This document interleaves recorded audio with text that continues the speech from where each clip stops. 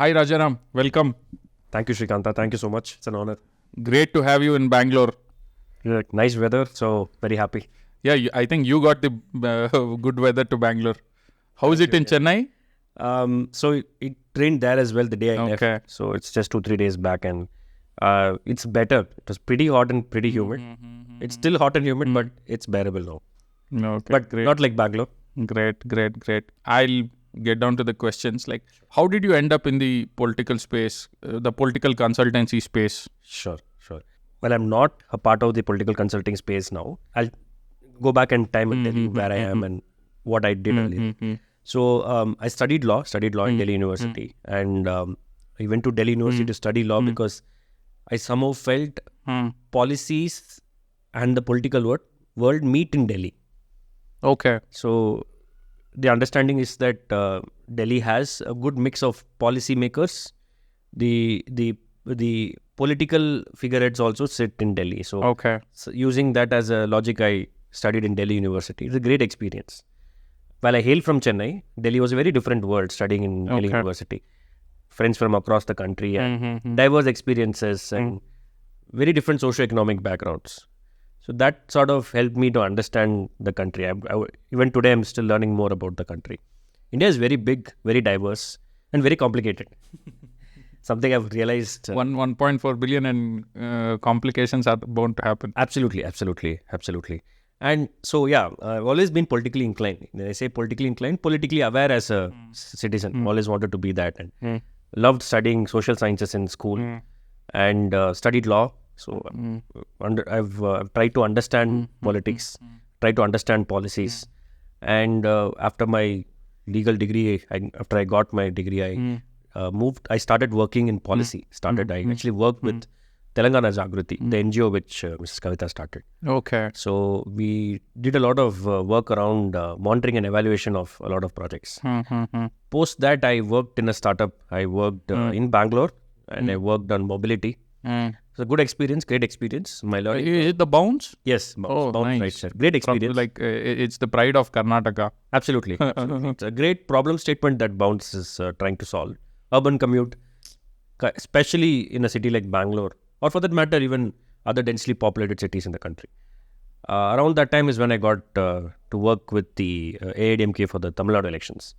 It came at the right time in my life because I, for a long time, wanted to be a part of the political system in a formal way. By formal, I mean either working with the party or working for the party. So the latter option worked out for me, and I worked for the party. Worked as a team, worked with a lot of people, again with diverse experiences, and so that's how I entered. I got into political consulting. That has been my first formal stint. I realized that data plays a crucial role. That's one of those major takeaways for me from that experience, and that it's not so easy collecting data. So I've actually spoken about this even in an earlier Tamil podcast, where largely I feel again, one is the collection of data, the next is how we interpret that data. But the overall experience to Summit was excellent. It taught me how people think, how people behave, what are their expectations, what do people want to do with their life. So in many ways, I feel politics is a reflection of how people want to live their lives. Okay. Which I love. When I sense, for instance, in my current work, I have to deal with consumers. When I deal with a consumer, I'm able to go back in time and think about how certain people behave. For instance, in an urban pocket, if a man is buying a razor blade, what are his nudging points to buy that razor blade? Since I did a lot of primary research during the Tamil Nadu election, even post that I've been involved in some informal and semi-formal consulting projects. Okay. Where I've, given a certain direction for some of the data collection points. Okay. So it has given me a good 360-degree view of Tamil Nadu. Yeah, and political consulting has also taught me that predict the unpredictable. So you're always looking at unpredictabilities in life. The unknown unknowns. Absolutely, like you said, the unknown unknowns, and that change is constant. So, and that things can change within seconds, just like life. So for me, largely politics is also life. Life is also politics in the sense they resemble. It's a part of life. So quite passionate about politics seen from that angle. I don't come from a political family. I come from a non-lawyer. I have no lawyers in the immediate family or even extended family. Just by pure choice and chance and the privilege that I've born into, that I am where I am. So yeah, but to put things in context, I would say one of the good learning points in my life has been how I have seen politics at every age. When I was 11 or when I was 18 or when I'm now at 35, how I look at politics. So it's been a good training ground to understand a lot of things, including management concepts. So it's brilliant, actually. It's a great place to know management concepts because you get to meet such diversity in terms of talent. You get to meet entrepreneurs, you get to meet traders, you get to meet people who own petrol bunks, what are the reasons for it and what sort of helps them to do well in their business. So I would say there's a lot of management also in it. So yeah. Very hard to be a politician leader. Like, I don't know, the kind of challenges they face. I don't think so any management type leader will be facing, because management, they will be handling the crowd who are already learned or educated. True. But the way political leaders manage their subjects and all, like citizens, and it's too huge task. So what are your general observations on Tamil Nadu politics? Sure. So Tamil Nadu is very complicated. I think sort of been saying this in many places, but why complicated is as a field, as a political field. One is that the absence of national players in Tamil Nadu. When I say absence, they are present in the sense you could find a Congress flag, you will find a BJP flag. BJP more so in the last couple of years. But are they, affecting the voting patterns in pockets? Yes, not as a state, right? But put together with as an alliance, they are, in my opinion, a force multiplier. But are they the force? Not yet. This is because Tamil people are very, very, very passionate about the language. Tamil is a very old language. It's a classical language. And Tamil people believe that Tamil is one of a kind. Which is how they look at it. Which is how even I look at it. And we're all very patriotic. There's no doubt in it. Just that the messaging by the national parties have to change, and it has changed also, how they appeal to the Tamil. That is a recent phenomenon, or has it? It's a decent phenomenon. One of the reasons is Congress has been on the decline in the country per se, but you find BJP sort of messaging themselves, packaging themselves pretty well. Their understanding of Tamil Nadu is very good right now, from whatever I have seen. Can it be better? Yes, it can be better. Has it become better? Yes, it has also become better. So we are at a tipping point, in my opinion. But at the same time, Congress is also decently active.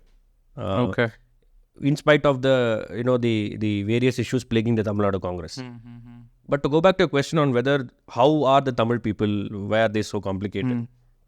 Basically, my question was to understand the Tamil Nadu voter mindset. Absolutely. Yeah, sure. So, Tamil Nadu voters vote for development. The state is doing very well. So, that is C. The second aspect is, actually the most important aspect is Tamil identity. Very important. Second most important point would be the need for development. When I mean development, I mean jobs. I mean improving the quality of their life. And there are, though, large sections which also vote for welfare. But they also vote for a leader. They need leaders. We vote for leaders. You want to know who you're voting for. When I mean who, I mean chief ministerial candidate. I mean prime ministerial candidate. So personality politics will all vote for or against, like against a leader. Do they do that? They do. It is more a question of who is the leader, who am I voting for or who am I voting against. So the narrative is around leaders and leadership. And it is always one person. It cannot be 4 or 5 people. Unlike in some states in India where you can have multiple leaders and it will work. In Tamil Nadu, my humble understanding is it's not possible. You need one leader in a party who can steer the party in one direction and take it forward and lay the necessary framework for victory for the party. Okay. Beat the DMK, beat the AIADMK, beat the BJP, beat the Nam Tamilar Katchi. So all of these, or even for that matter, the the much smaller parties, whichever parties they always have one leader that they rally behind. So that is a very important voting lever in Tamil Nadu. Apart from this, I would say there's a new thought that has emerged, which is the whole idea of Dravidian ideology, right? Versus another ideology. So there has always been space for a third party apart from the DMK and the AIADMK. There has always been space for an alternate ideology. But that space has not been fully occupied by one person. At one point, it had Mr. Vaiko in it. It had Mr. Vijaykanth, the late Mr. Vijaykanth in it. That has also been very personality driven. If you see, Mr. Vaiko was very popular, very, very popular in the 90s. Then Mr. Vijaykanth came into the picture. So the lever for a third group formation is always there, but it is not highly ideological based. So I see a shift in the voting pattern thought in Tamil Nadu. Okay. Which probably will be seen in the next couple of elections, the general election as well as the assembly election. And but then the overall fulcrum is going to revolve around leadership. Okay. So what is the concept of Dravidian politics? So for a person away from Tamil Nadu like me, how do you explain Dravidian politics? Like, what is it mainly? Sure. So the Dravidian ideology is centering around social justice. That's one of their main planks. Second is self-respect. Social justice and self-respect, they go together. And the third is that narrative that because of social justice, that the whole idea of not having one single dominant community dominating the state in terms of its administration or in any sphere actually. So that is their cornerstone, and apart from that, the love for the language, which is Tamil. Okay. This is how one can look at it from the outside. Because of, and the unifying force is Tamil. Okay. The language, and it is converted as a race also. Okay. Like, is it a recent phenomenon, or has it been like that from the advent of Dravidian politics? In my limited knowledge, it's only since the advent of Dravidian politics. Okay. That has happened in the last 100 or 110 years, not before that. So it has been used as a rallying force. That's why you have again basis linguistic reorganization of states. It has sort of helped Tamil Nadu. One of those states where it has helped. So that I would say is one of the reasons. Okay. Like Dravidian politics or Dravidian ideology, is it against the Hindutva ideology or any nationalist ideology? The Congress has a nationalist mindset or ideology. The BJP is rallying towards the Hindutva ideology. Does the Dravidian ideology oppose these two? As any political ideology, it is going to oppose, right? But it is also going to talk about its own ideology. What is the Dravidian ideology? Is pro-Tamil. And political spin masters spin it in the ways they like to hear it, right? The leadership of the day of these Dravidian parties decide how it can be interpreted. Do they want to be seen as pro-Tamil, or they want to be seen as anti-something else? Okay. Or rather anti-Tamil. Okay. That will be decided in the run-up to an assembly election. Okay. Or in the run-up to the emergence of new leadership. Okay. Newer leaders questioning their hegemony. It is hegemonistic at this point in time. Dravidian parties they have been there since 1967. Okay.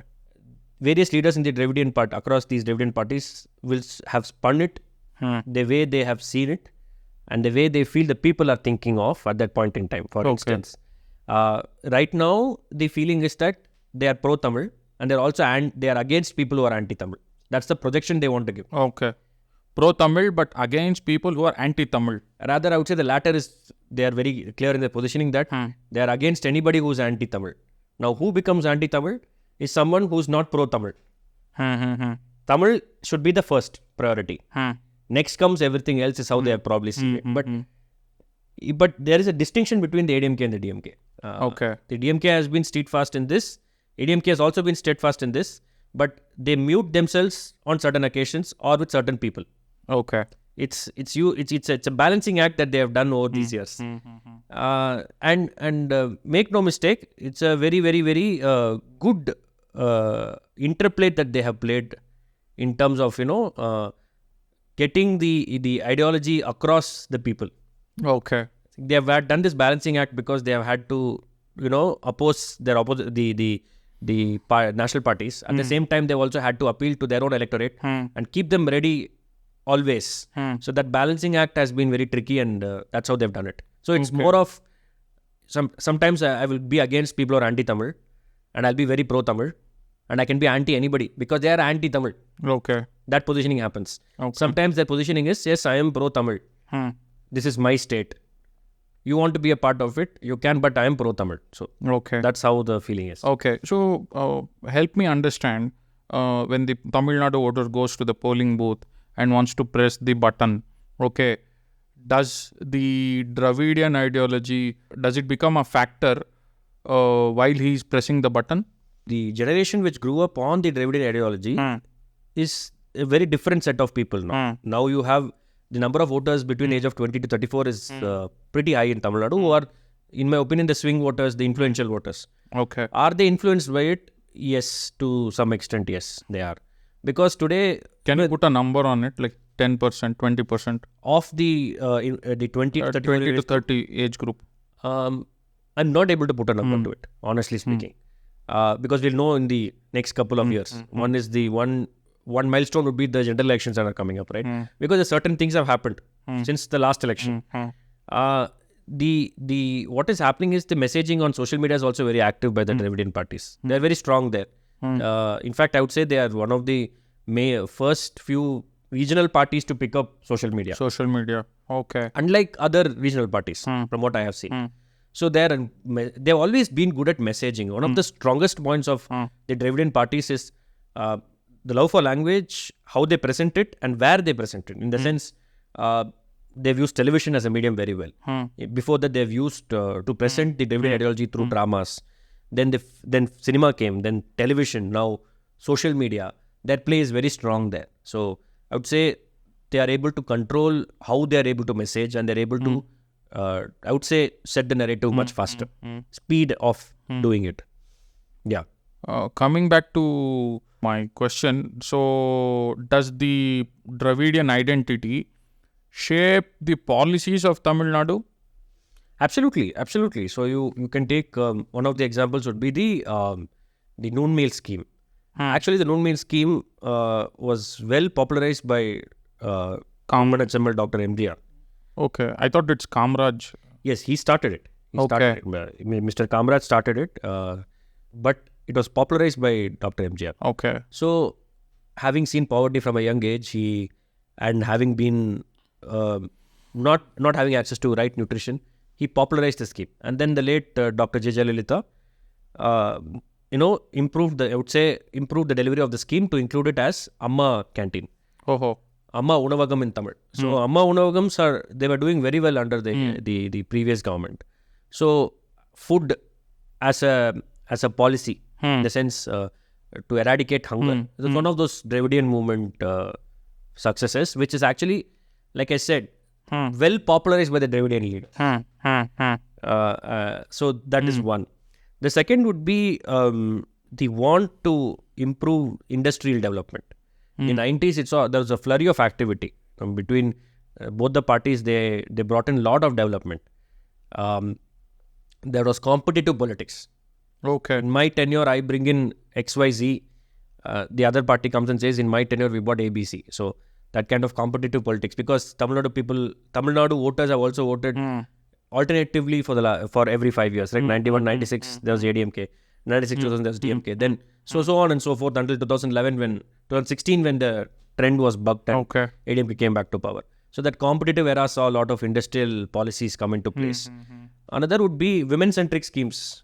So Dravidian ideology is also, especially by the AIADMK, because of a very strong woman leader. Even now, even in the DMK, they want to appeal to the women. You have a lot of schemes for the women. So classes of people untouched, from what I've understood of Indian politics, of the Indian country, is that the Dravidian ideology and politics is centered around reaching out also to people who have not been reached out to earlier. That sort of opened the door for the ideology and the understanding of the ideology to be spread amongst women, amongst, and education has been a cornerstone. Okay. So education is another policy that they are very keen on. For instance, Okay. there was a scheme in Tamil Nadu for fresh graduates, or rather a child, boy or girl, entering a graduate degree college, a technical program, and who will be the first generation graduate of his or her family. The entire fees would be subsidized by the Tamil Nadu government. That was seen as a very good scheme, again a Dravidian scheme. So education is another cornerstone. Women-centric policies and free ration. So when I say free ration, I mean certain amount of restriction is also there, right, for different types of public distribution cards that you have. Okay. So that has also been a cornerstone. So the idea has always been to impact the household. So they have, I would say, been the forerunners in understanding this. Okay.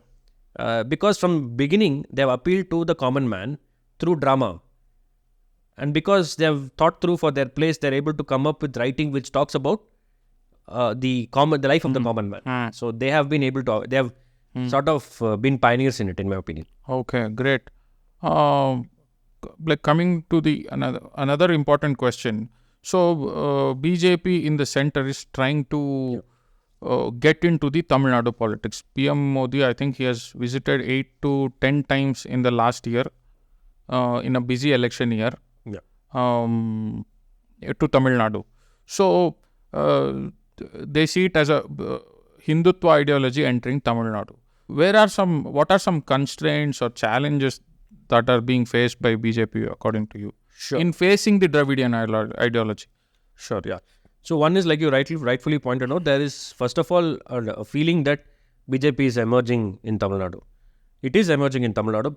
The first important thing to understand is BJP has been around in Tamil Nadu, but it has always been in alliance with either of the Dravidian parties. Okay. And in the last couple of years, largely with the AIADMK. The BJP has now come into circulation. That yes, there is BJP, which is another political party where one can think about casting their vote for. Okay. So that circulation has started happening now. Have people started taking BJP seriously in Tamil Nadu? Yes. Okay. Yes. Largely. So most important thing to understand is to be in circulation is very difficult in Tamil Nadu. That's why I'm harping on it. In the sense, if there are 10 voters, earlier there used to be 6 voters who would not know about the party, but even those 6 are aware about the party, right? Okay. That circulation, in my opinion, is one of the most important vote drivers, which makes a person, him or her, to vote for or against a party. Okay. So that circulation has happened, which is very, very important. Okay. Because if you compare it to a startup, it in its teething days, it's trying to come up. So I would say it's slowly coming up, and it has to come at a certain pace. That in my opinion, that critical mass will gather. It will get the critical mass in the next couple of years. But to reach the critical mass, you need to start being in circulation. So the BJP is doing that. Have they just started? Yes, in a sense, in the last 2-3 years. Okay. Not much before, because it's never been an attempt to get BJP into the hinterland in Tamil Nadu. The various parts where BJP was non-existent, right? Okay. So that's what I meant again by circulation, being in circulation. And what are the difficulties they're facing? This is the problem they're facing, the problem of being in circulation. Now, earlier, television has played a huge part in the life of a Tamil voter.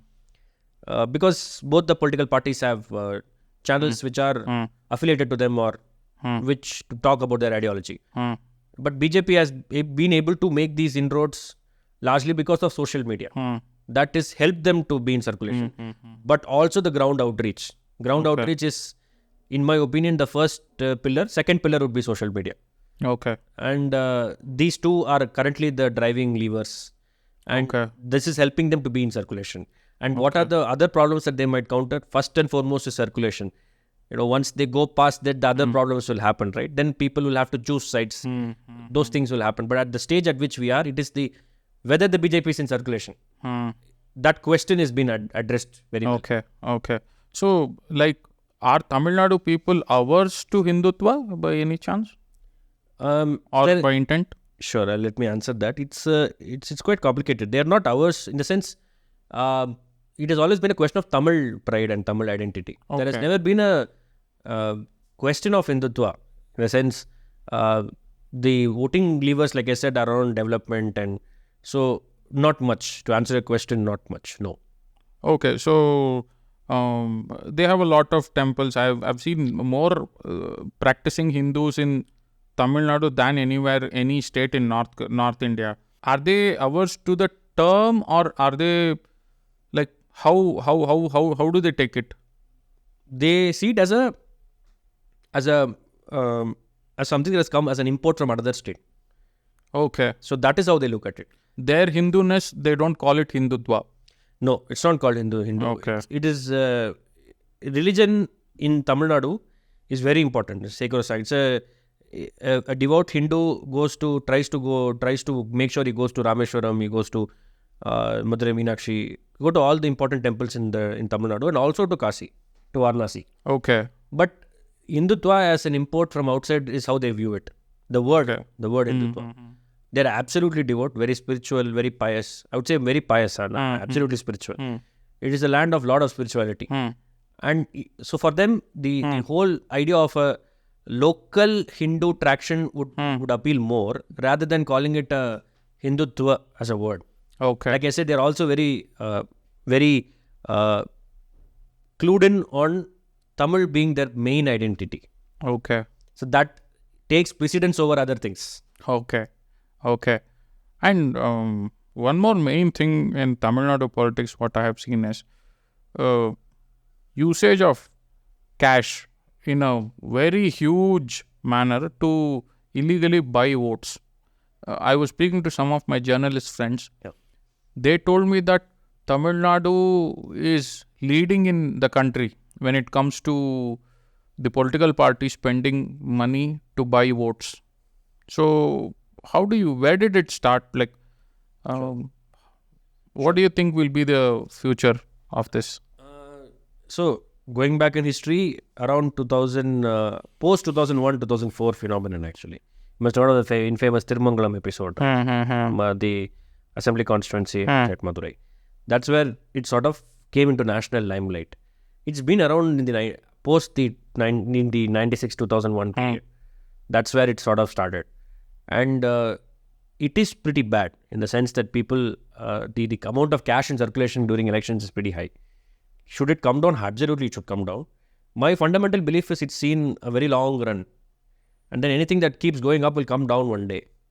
So, has that moment come into place? Not yet. Will this moment come? Yes, it will definitely come. How soon will it come? In my opinion, because if you ask me to give you a number, by what time will it sort of stop coming into circulation? I'm hopeful. I'm hopeful that in the next 2-3 years it should come down. That people will start voting basis their needs, what they want from a leader, how they view a leader, how they view a party, what are the things that they want from a political movement. So these things will come into circulation, because the idea of taking cash dumps them down. Now, I think the younger generation has understood it. Okay. Again, thanks to social media. And because of social media, you have conversations happening. And I think they realize that the previous generation is getting dumbed down. Okay. The more you take cash, you're actually only dumbing down yourself, is what they feel. So I see that also. Okay. So you asked me to start picking a number by when it will start slowing down. Next 2-3 years, I feel it will start slowing. Okay, because I know many people in Tamil Nadu, young leaders, who have a huge caste background. Like their caste has a good major number in the state. But even for them, without money, it's almost impossible to get into active politics. Correct. Unfortunately, that seems to be the case majorly. As popular as they are, cash plays a role. But like I said, it's going to come down, because what keeps going up will come down one day, right? That's life. So, where it is very happy picture right now, it should hopefully become better as the days go by, because people don't want to be treated as dumb people. But as a corollary, I also wanted to say this, because people accept money, but they still vote for the person they want. Okay. So this is also happening. It's happened. It's happened it happens in every election. And I would say, Tamil Nadu has, like you said, per capita, probably the amount of cash dispensed during election is very high. In other states too, it happens. Even outside, I have seen where people take money, but they don't really vote for the person. Yeah. Okay. So it will change at some point. To go back to the previous question, and that it is difficult at this point in time for a young popular person to be elected. It's absolutely ridiculous how much cash plays an important part. It has to change, and I believe it will start changing with the youngsters trying to change their attitudes. And I also feel they want to be part of the national discourse. Okay, this is some news. Again, because they don't want to be, always be. So like I said, the third factor is BJP now questioning the idea of just one ideology. Okay. Question is not of what is the ideology. Question is where is the other ideology. So people have started thinking in those terms. We've always had a third party, but this time the third party has an ideology.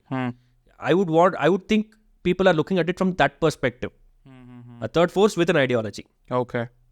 And in fact, it's not the third force in terms of ideology. It is second ideology. Okay. What is the other ideology if not derived in ideology? Okay. So all those things have started happening.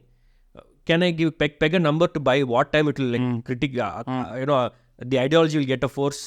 It will take some more time. It's not, because in the lead up to the 1967 victory of the DMK, it took more than 40 years of hard work.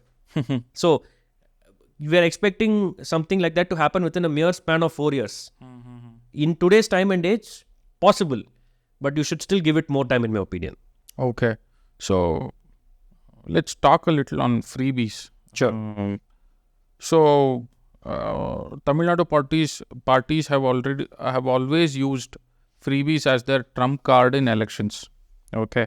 I think the freebie culture started in Tamil Nadu.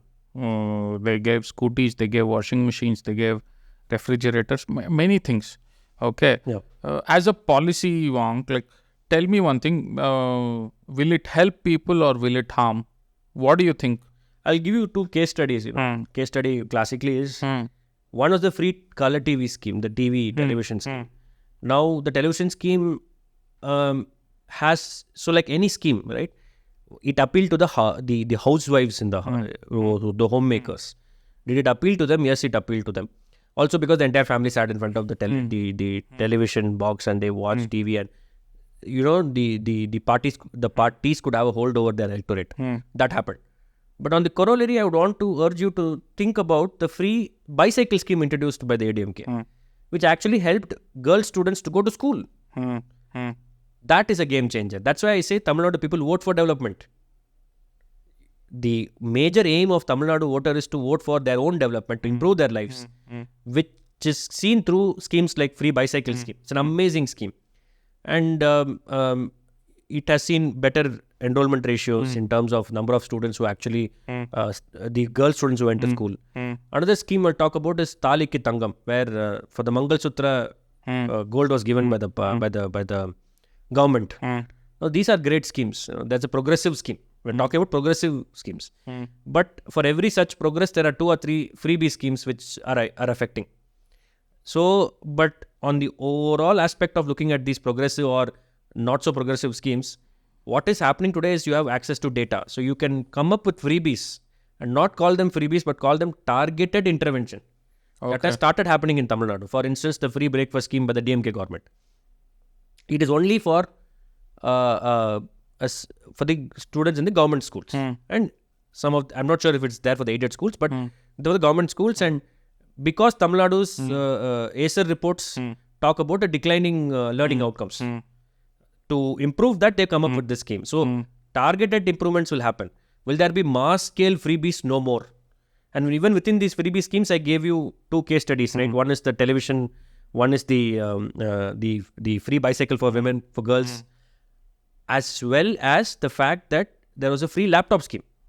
Okay. Again, very helpful. Okay. So anything around education, I would welcome. Then there is welfare around money given during Pongal.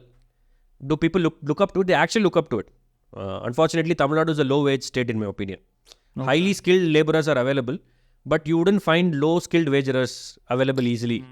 So, but in spite of that, the queue to get the Pongal dole is very long, because the state is giving it. But I would also, if as a policy wonk, I would look at it as, it's peak summer, it's very hot in Tamil Nadu. Can I do some intervention at that point in time? So that kind of targeted intervention has to happen. It will happen. Okay. This is basis what has happened in the free breakfast scheme. Okay. So that will also change. It is changing. It is no more freebie en masse for all. It is now targeted intervention for sections of people. And I think the word freebie has become very bad word in Tamil Nadu. Because people don't want to sell their votes. What is happening is political leaders going to town saying that we're giving you this free. We're giving you food free. The minute you do that, you are hurting the sentiment. So I don't think it's wise to anymore call it a freebie by the political class or anybody else talking about it. And that it should be, and that it is changing, 100% changing. Okay. So I understand that you have worked with the AIADMK while they were in government, right? So you will have a lot of knowledge on their administration per se. So when it comes to managing development and freebies together, okay, how are they? How did they crack it? Because in Karnataka, currently, due to freebies, current Congress government is not able to spend more money on the infrastructure or the development projects. How did the AIADMK manage it? True. So again, I would go back in time. The whole idea of freebies already started by the DMK in 2006, where they promised rice at 2 rupees per kilo. That actually brought them to power. That's a very innovative scheme, great scheme. The rice affects everybody, right? State of rice eaters, produces a lot of rice. So that was helpful for getting them to victory, and even the free color television scheme and all that. But what has happened is it has taken various avatars. So you have schemes affecting women, you have schemes affecting the family. Do you have schemes? So what has happened is it's a freebie because you're not progressive, in my opinion. Progressive schemes are progressive. Freebie is not progressive because it's stunting your growth. Okay. Freebie culture has led to stunting of growth. Are the people wanting to go to a highly skilled job? No, not anymore. So while the AIADMK though has played it very safe, what it has done always is to bridge the fiscal deficit. It has raised more investments from outside. It has been a pro-investment destination. One should also accept that geography plays a crucial part because Chennai is a major port. Tuticorin is a minor port. So that is one. Second aspect would be availability of labor. They have understood that pretty well. High skilled labor. Because in the 90s, Tamil Nadu became automotive hub. It still is automotive hub, though it is threatened now by other states. So availability of highly skilled laborers was very helpful. And the reason that people vote for development, they want to improve their lives, and people are industry friendly in Tamil Nadu. That has always offsetted the possible reverses because of freebie culture. Okay. That is how they played the cards well. And schemes like Amma Udavagam, it helped the labor class to feed themselves at less than rupees 10. You could spend 2 meals. You can have lunch and dinner at less than rupees 10. Okay. It's a fantastic intervention. Now, these schemes have also helped the AIADMK stay in power. And the most important thing, which I think people rule out is, don't really see through, is the fact that between these two parties, AIADMK and DMK, AIADMK has been in power the longest. Okay. So their ways of functioning are understood by the bureaucracy, and the ways of functioning of the bureaucracy is understood by the AIADMK. Not saying the DMK doesn't, but since they've been in power for so long, that has helped them a lot. It helps when you're in power for long. You understand the needs of the people, and there is an immediate response mechanism. Okay. Since that happens, your connect with the people is very strong. You implement a policy, and then you get immediate feedback. You tweak it or you don't tweak it. It keeps going on, right? Cycle happens. So the long stint in power has been very helpful, and excellent leadership. AIADMK has had excellent leadership. Dr. Jayalalitha, Dr. M.G. Ramachandran, excellent leaders with who knew what the basic necessities of the people are. Okay. So I think that has been very helpful. And like I said, Tamil Nadu votes for a leader, and AIADMK has always had one tall leader helming the party. But the post-Jayalalitha scenario has been very different, very difficult, because there was no official successor anointed by Dr. Jayalalitha. So the party went through a vacuum, went through leadership tussle. But administration has been very good by the party because they are very strong in understanding the levers that people vote them for, and how to make sure that the people who have voted for them, people who have not voted for them, get the development that they require. Okay. So I would say administratively, AIADMK has always been on a stronger footing, Okay. in my limited knowledge. Okay, great. Coming to the question of leadership, okay. Currently, DMK also doesn't have Karunanidhi, Yes. the ex-CM Karunanidhi, and the AIADMK also doesn't have Jayalalitha. Yeah. Although EPS and OPS, they have their own struggles, they have their own fights and every such a thing happening. So where do you think this is going? Like, will they be able to survive without a mass leader, mass charismatic, popular leader, like what they had earlier? Yeah, it's a great question and a good analysis. The thing is, I'll talk about the now, the short term, the medium term, and the long term. I would put it into these three brackets. I want to give a definitive answer in a very balanced, through a balanced approach. We've had very strong leaders. Do we have strong leaders now? They're trying to emerge. That's the short term. In the medium term, I feel there is going to be a huge, it's already happening also. The short to medium term is also happening, where there is a requirement for a charismatic leader. There is 100% requirement for a charismatic leader because the state votes on leadership. That's the medium term. And the long term, there will be one leader for certain, but there has to be a leader who has to oppose that leader to become a leader also. Leader also needs somebody to oppose. Yes. Without a villain, the hero will not That's emerge. not right. So there are going to be two people coming up. Both ways. Absolutely, you need both. There's a yin and the yang. Right? So there's 100% going to be two leaders emanate from this whole process. Is it happening already? It started to happen. Like again said, it will take 2-3 election cycles and it will form very well. This kind of a vacuum Tamil Nadu has not seen since 1967. From 1967 to now is 57 years. 3 stalwarts, actually 4 stalwarts. The late Annamalai, before him Dr. Rajaji, Perinthalaivar Kamaraj. So after these leaders emerged, Kalaignar, then Dr. MGR, then Dr. Jayalalitha. So this is a huge vacuum and a huge void to be filled by the kind of charisma they had. But none of them have left behind a legacy saying this is the person after me. Which has also been the case with Tamil Nadu always. No anointed successor. So what this has led to is people emerging within these parties, except for perhaps the DMK, where the next in line is already known. That's not the case with that's not the case with the AIADMK. So the people have to decide, most importantly. In Tamil we say, Makkal Tirpu, Mahesan Tirpu. The will of the people is the will of the God. Will of the God. So, wow, Makkal Tirpu, Mahesan Tirpu. Wow. So in fact, Dr. Jayalalitha used to say this often. So that has to happen. One is you appeal to the electorate, they have to accept you. Now what sort of a leader will happen, will emerge? One is, you had the stalwart like Kalaignar, who's known for his oratory. You have Dr. MGR, known for his acting prowess, who's known for his appeal to the people, connect with the people. Dr. Jayalalitha, again known for her speeches, known for flamboyance, known for her leadership. Then you had someone like Rajaji, and who was known for being a very smart person. And then you have Perinthalaivar Kamaraj, who would appeal to the common man. I feel we are going back to a leader who will appeal to the common man. Okay. Who will appeal to every Tamil citizen. In the sense, Tamil, when I mean Tamil, I want to correct myself, every Indian citizen who's Tamil. That's very important for me to say here. When I say appeal, I mean not just in terms of their ideology or just basis leader. Makkal Talaivar, like people's leader. I think Tamil Nadu is looking for a people's leader, someone whom they can touch. When I say touch, I mean, pat on the back. Yes, I know I'm there for you.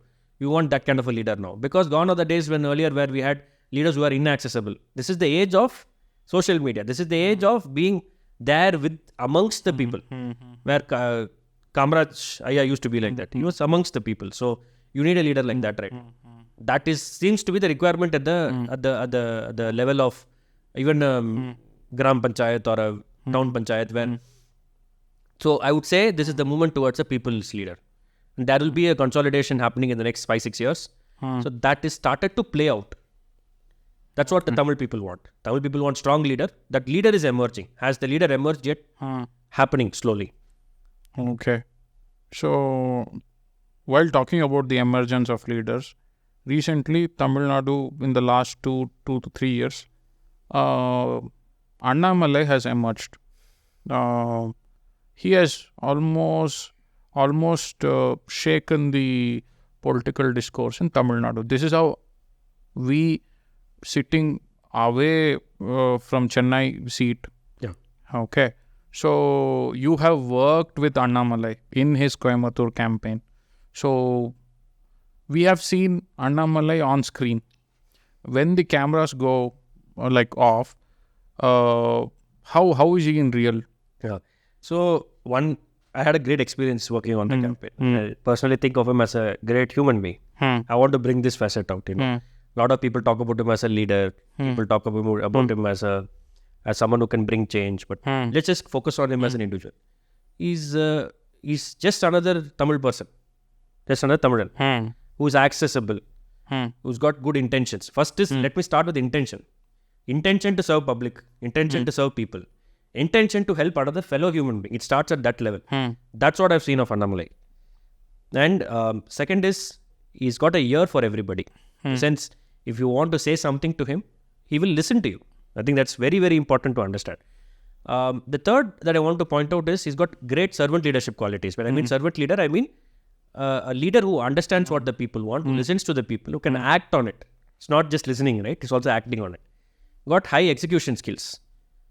At the same time, I also want to bring to attention, like you said, the people outside Tamil Nadu have a certain perspective. What do the people of Tamil Nadu have? He's brought in huge disruption.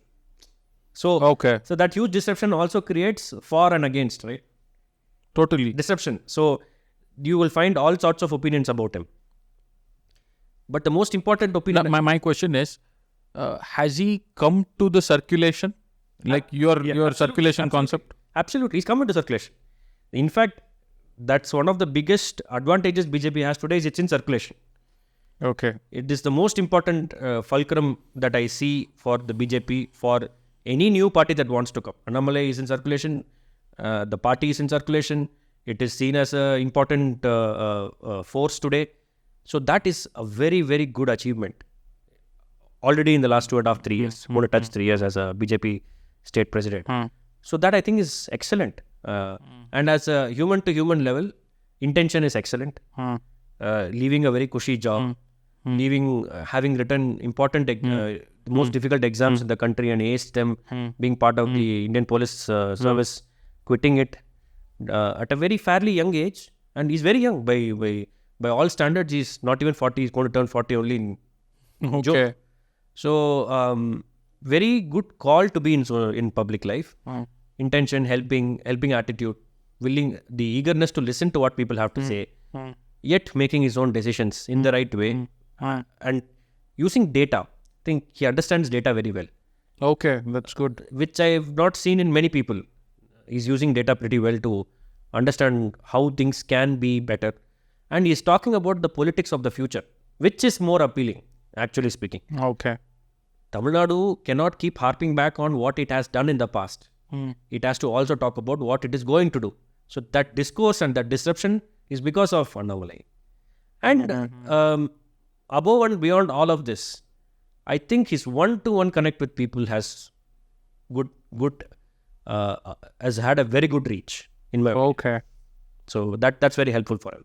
Okay. So how does the ecosystem, the political ecosystem, I mean the opposition parties, and there's a huge section of opposing media.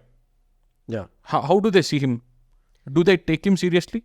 So, like I said, you have two different opinions, right? One is media is being controlled by various forces in all parts of the country. In Tamil Nadu, it is no different. Right? So, Annamalai is a disruptor. So because he's a disruptor, you will find all shades of opinion about him. But I'll go back to what I've always been saying. To be in circulation is the most important thing. He's already there. So you would obviously have diverse opinions about him, as any leader would. Great at this, not so great at this, I don't even want to listen. Then the opposition is clearly opposing him, which means he's in circulation, he's performing, he's coming out with data points, he's talking about policy delivery, he's talking about mechanisms for improving the lives of the people, which is finding a sync with the voters, which is affecting the opposition. So they're opposing him. When I mean opposition, people are opposing Annamalai. For certain, that's happening. Okay. And he is seen as someone who's very hard on his views. Okay. if he decides to take an opinion, he will stick with it. He will first arrive at the decision after thinking through what he has to think through. But again, I'll go back to how he is as a person. Very sincere person. I think if you classify him, if you want to be, if you have been his friend, I'm sure many of his friends would agree. He's a good friend. He's a great friend. And as a person, he wants to be connected with people. And he's someone who's given 24 hours of his life every day, ever since he decided to be in public life, to the people. That's what is the first requirement. And that requirement is satisfied by him. Okay. So he's a great person to know. And very suave, very articulate. Speaks very good. When I mean very good, I mean speaks 2-3 languages. Speaks Tamil, he speaks Kannada, he speaks Hindi. He's learning Hindi. So again, the aspect of wanting to learn something new, I find that fascinating. Fascinating because you are doing so many things and you are finding time for doing something.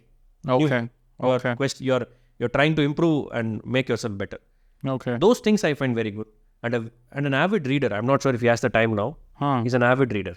Oh, nice. Okay. So, how was his Coimbatore campaign? Why did he choose Coimbatore, by the way? Like, he could have chosen the Chennai, the place where he can make more noise than Coimbatore. This is the way I see it. I might be wrong. So, what is his take on it? Why did he choose Coimbatore? I will give you my take. I'm not really privy to the idea of what he saw it. What I can tell you is Coimbatore has been a seat which has been won by the BJP in the past. The current governor of Jharkhand, Mr. C.P. Radhakrishnan, and he's won the seat in 98-99. There has been a good amount of traction for the party in Coimbatore. Coimbatore is also, in my opinion, geopolitically very important from the southern perspective. Coimbatore borders Kerala. So you actually see, from the BJP standpoint, I see a great strategy there. Okay. Also appealing to Kerala in many ways. Because does the voter in Coimbatore affect the voter in Palakkad? No. But the signaling, the messaging is important. So that I see as an important. It's on the interstate, right? Second thing is, first is the fact that this one in the past. Second is BJP is, in my opinion, looking at it as a geopolitical strategy. The third and most important thing, in my opinion, is Coimbatore has been lagging behind in many areas. Though it is an entrepreneur's hub actually. It's one of the foremost entrepreneur's hubs in the country, even before startup culture came into place. It's a great place to bring improvement to the daily life of the people there. Okay. That I would say is a very important lever. And personally, I think since he studied in PSG, he studied in Coimbatore, he spent good part of his youth there. The influential part of his youth there. He studied there, so he knows the in and out of Coimbatore. He's not from far away. Coimbatore and Karur are not so far away. Coimbatore is also an urban pocket. So it has large amounts of rural populace also.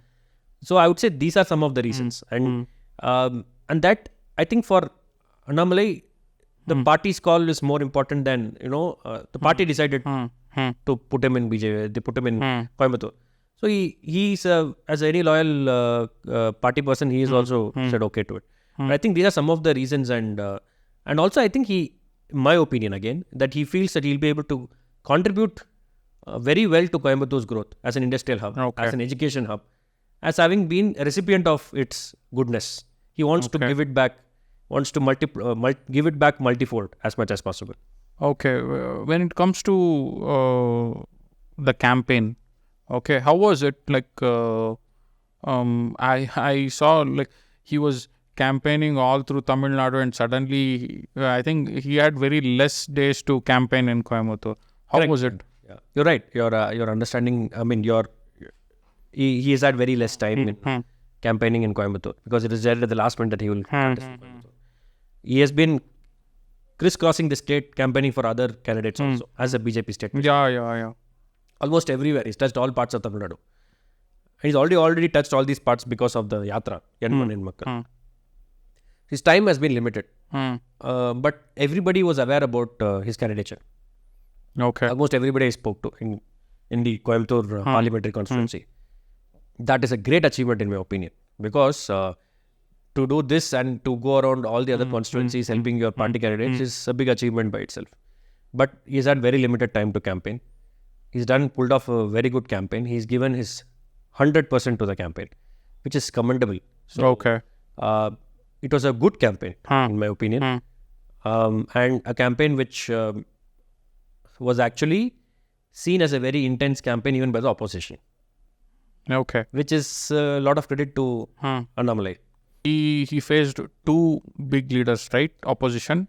At At least two big parties. Yes, he faced two big parties. The parties were actually wanting to engage him in a fierce competition, and he's given a very intense and tough fight. Was there anything like a Modi wave or something like that in Tamil Nadu this time?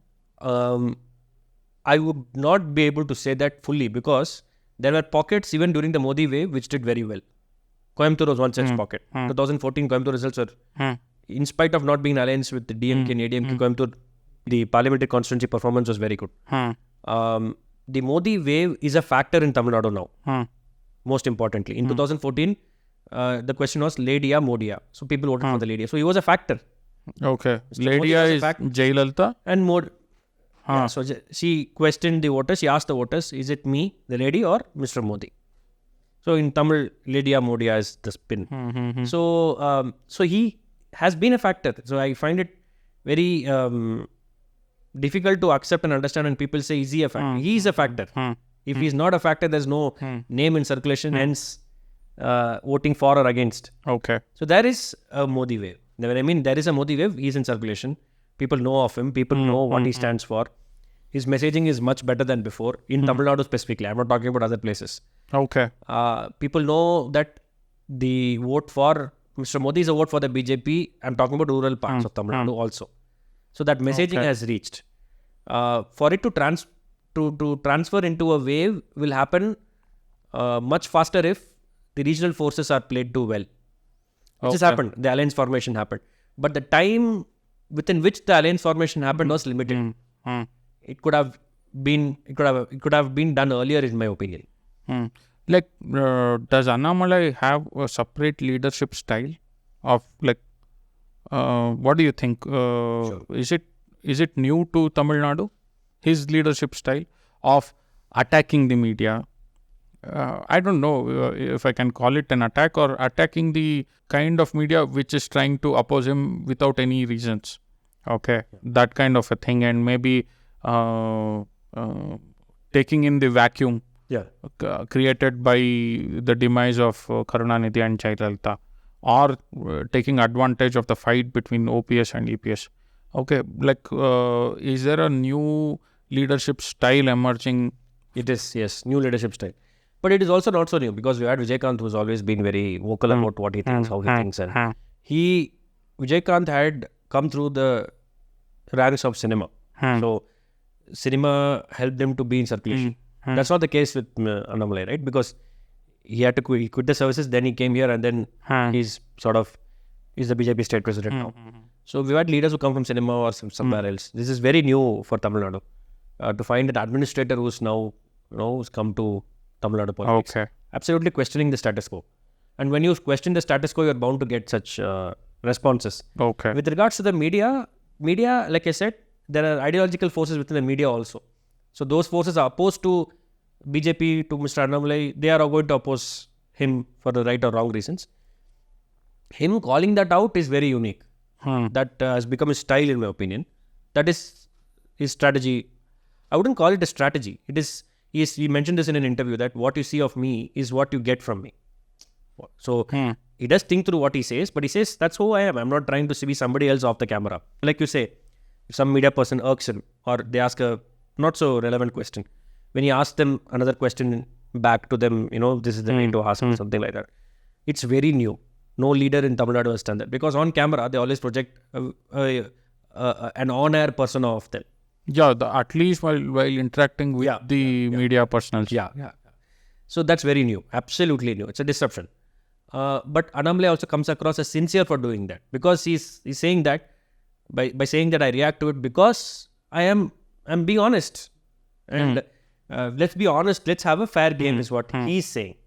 It's absolutely no. And is that a leadership style? What kind of leadership style? I'm not able to call it. It's happening. It's emerging. Okay. It's emerged. That's, it's been almost 3 years now. So that's how it is. And it's a disruption, 100% disruption. So whenever there's a disruption, there's going to be for and against. Totally. So where do you see the future of Annamalai, having worked with him? Sure. Like in one interview, he's like, I'm not here to become the CM. I will be working as a party karyakarta. Whatever role the party gives me, Yeah. I will do it, is what he said. So when will we be able to see Annamalai leading the state? First, Can you put a date on that? I wish as someone who's been in the political space as an observer, my understanding is it is very important to create. First is the whole idea of circulation, like you mentioned. Next is to create a grassroots movement talking about a very different ideology. It takes time. Like I said, 1967 happened due to more than 40 years of war. We're expecting that in 3 years, 4 years, 10 years. One thing I know for certain, it will happen. Second thing is, do I want to see him as my leader? Absolutely. I want to see him take on administrative responsibilities. To answer your question, he's very much capable of administrative responsibilities. He's very good at it, in my humble opinion. What does he want from it? He wants to serve the people. I think that question is very clear about. No matter how many times you ask him, I think his answer is steadfast. He's been steadfast on this, that he will only be a votary of the people, be one among the people. I would also want to see him like that. I think that's the most important eligibility or qualification required to be a leader. I want to see Mr. Annamalai as a leader. Whether he dons the hat of a chief minister, whether he dons the hat of a member of parliament, I think he should and he will always be seen as a people's leader. I think that is far more important. By when will this happen? It is for a lot of things and a lot of people and a lot of, when I mean people, I mean the Tamil Nadu electorate to decide that. Like I already said, people, the will of the people is the will of the God. He's giving his 100%. People are also trying to understand what is it that he's trying to portray. The people need to be ready.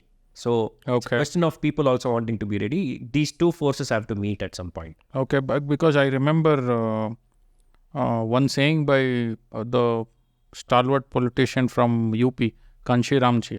He said the first election you contest is to lose. The second election is to make your opponent lose. The third one is to gain the power. Okay. Probably, I think another 10 years, we will be able to see Annamalai getting some sort of power in the state. Yes, I would also say the same thing. Yes.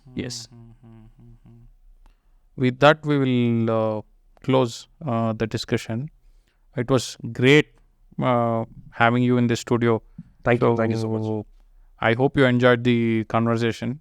We'll have some more. Maybe after the election, maybe we will analyze the Coimbatore results in a deep manner. Where anyway, Annamalai, we can talk about him like on many episodes. Sure. Thank you, Rajaramji, for coming to Bangalore and like participating in this discussion. Okay. Thank you, Shrikant. It's thank you so much to be present here, and so thank you again.